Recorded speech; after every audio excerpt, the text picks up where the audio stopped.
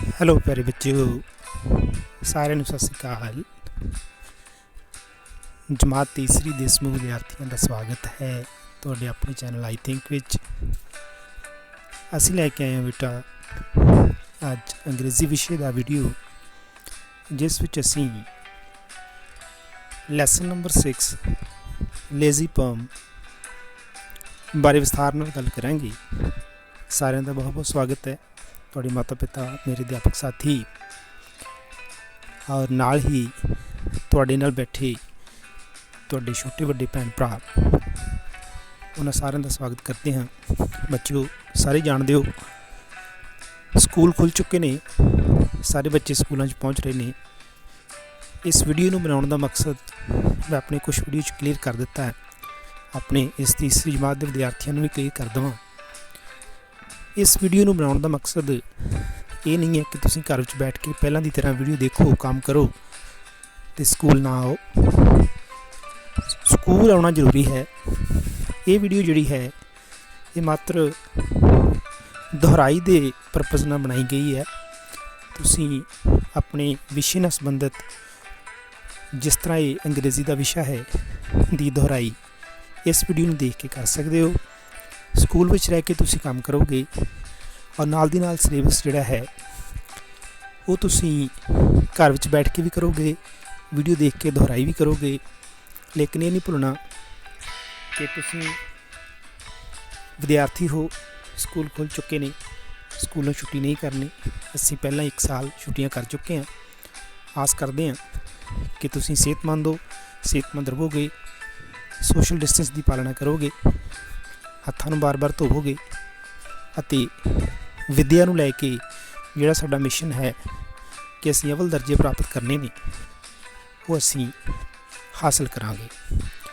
So video ਨੂੰ ਦੁਹਰਾਈ ਦੇ ਮਕਸਦ ਨਾਲ ਦੇਖਣਾ ਹੈ, ਇਸ ਮਕਸਦ ਨਾਲ ਨਹੀਂ ਦੇਖਣਾ ਕਿ ਅਸੀਂ ਸਕੂਲ ਨਹੀਂ ਜਾਣਾ, ਵੀਡੀਓ ਦੇਖ ਲਈ ਹੈ। ਸੋ ਆਓ ਵੀਡੀਓ ਨੂੰ ਸ਼ੁਰੂ ਕਰਦੇ ਹਾਂ। ਜਿਵੇਂ ਤੁਸੀਂ ਜਾਣਦੇ ਹੋ ਕਿ ਅਸੀਂ ਇਸ ਪਾਠ ਨੂੰ ਪੜ੍ਹ ਲਿਆ ਸੀ, ਲੇਜ਼ੀ ਪਰਮ ਨੂੰ, ਕਹਾਣੀ ਤੁਹਾਨੂੰ ਪਤਾ ਹੈ।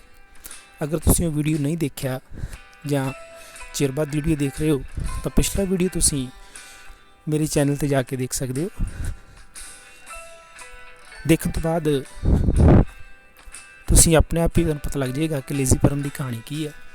ਕਿ ਇੱਕ ਬੱਚਾ ਹੈ ਜਿਹਦਾ ਸਕੂਲ ਜਾਣ ਨੂੰ ਜੀ ਨਹੀਂ ਕਰਦਾ, ਹਮੇਸ਼ਾ ਖੇਡਣ ਨੂੰ ਜੀ ਕਰਦਾ ਔਰ ਵੱਖ-ਵੱਖ ਪੰਛੀਆਂ ਕੋਲ ਜਾਂਦਾ, ਕੀੜੀਆਂ ਕੋਲ ਜਾਂਦਾ ਔਰ ਉਹ ਜਵਾਬ ਦਿੰਦੀ ਹੈ ਕਿ ਅਸੀਂ ਵਿਹਲੀਆਂ ਨਹੀਂ, ਤੂੰ ਤਾਂ ਫਰੀ ਹੈ, ਵਿਹਲਾ ਹੈ, ਅਸੀਂ ਬਿਜ਼ੀ ਹਾਂ ਆਪਣੇ ਕੰਮ ਵਿੱਚ, ਸਾਨੂੰ ਆਪਣਾ ਕੰਮ ਕਰਨ ਦੇ। ਸੋ ਇੱਕ ਰਾਤ ਨੂੰ ਸੁਪਨਾ ਆਉਂਦਾ ਕਿ ਉਹਦੇ ਜਿਹੜੇ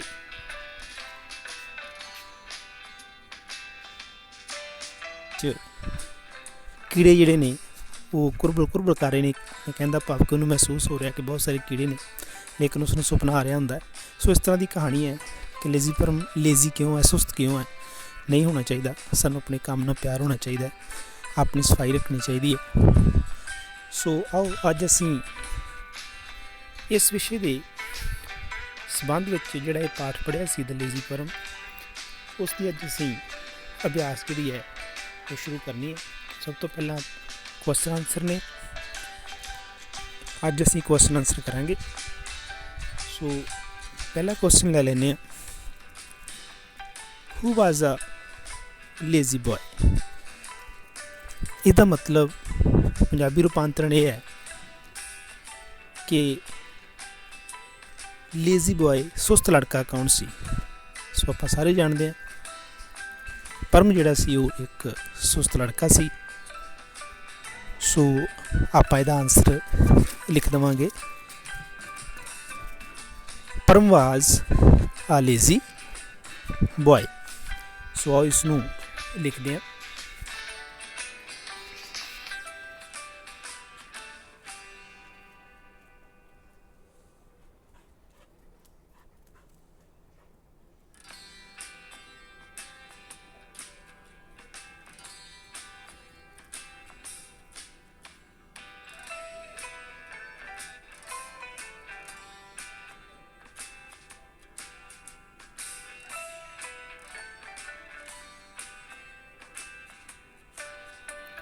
परम was a lazy boy। परम एक सुस्त लड़का सी। सारे बच्चे नोट कर लेंगे। क्वेश्चन नंबर 2 की गल करांगे। What did he do till late night? वो अद्धी रात तक की करदा रहिंदा सी? तुसीं लैसन पढ़िया, पाठ नूं पढ़िया, समझ गए होगे कि वो देर रात तक की करदा रहिंदा सी।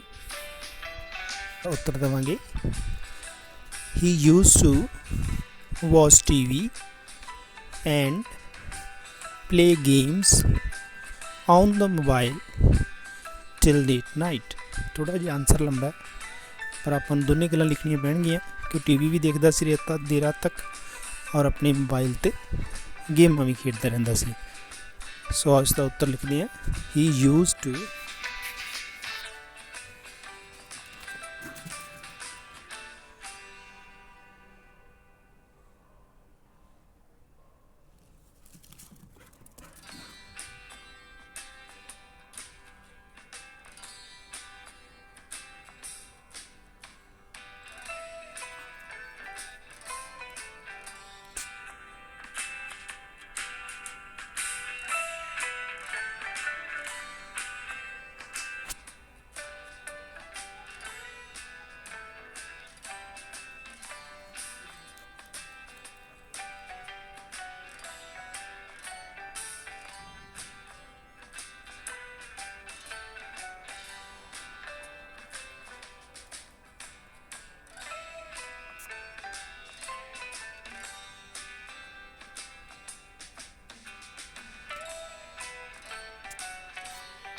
he used to watch TV and play video games on mobile till late night।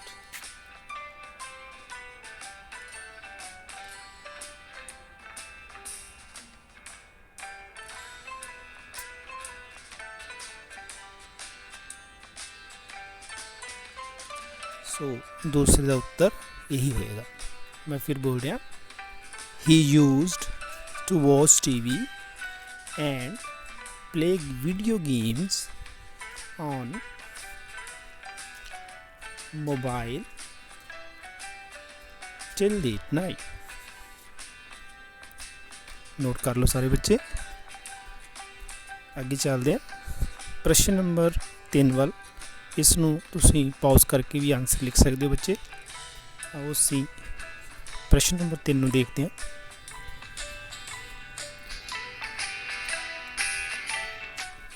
What did he see in his dream? उसने अपने सुपने विच की देखा?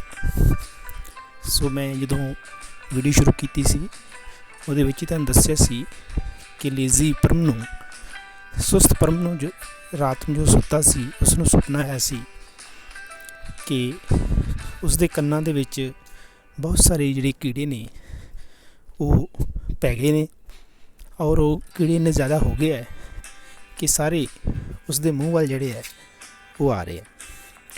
ਔਰ ਇਸ ਨੂੰ ਦੇਖਦੇ ਹੋਏ ਉਹ ਡਰ ਗਿਆ ਸੀ ਕਿ ਇੰਨੇ ਸਾਰੇ ਕੀੜੇ ਮੈਨੂੰ ਕਿੱਥੋਂ ਚੰਬੜ ਗਏ। ਠੀਕ ਹੈ ਨਾ। ਸੋ ਜਿਹੜੇ ਕੀੜੇ ਸੀ ਉਹ ਉਹਦੇ ਸੁਪਨੇ 'ਚ ਆਏ ਸੀ। ਆਓ ਉਸ ਦਾ ਆਨਸਰ ਜਿਹੜਾ ਉਹ ਲਿਖਦੇ ਹਾਂ। ਆਨਸਰ ਹੋਏਗਾ ਹੀ ਡਰੀਮਡ। ਡਰੀਮ ਦੀ ਦੂਜੀ ਫਾਰਮ ਲੱਗੇਗੀ ਬੇਟਾ ਸੁਪਨਾ ਦੇਖਿਆ। ਹੀ ਡਰੀਮਡ